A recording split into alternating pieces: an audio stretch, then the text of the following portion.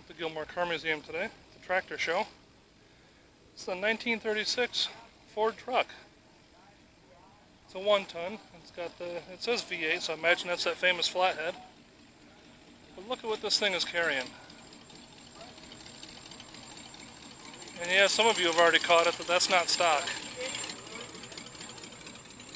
This is a 1948 Ford 8N with a 37 flathead V8.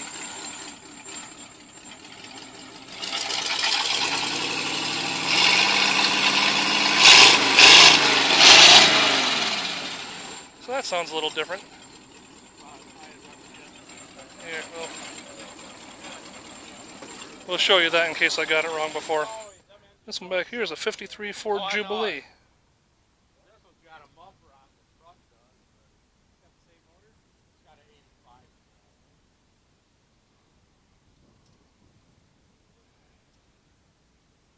Looks like they've put an awning on it so they can stay out of the sun while they're in a parade. This thing doesn't look like it does any work at all anymore.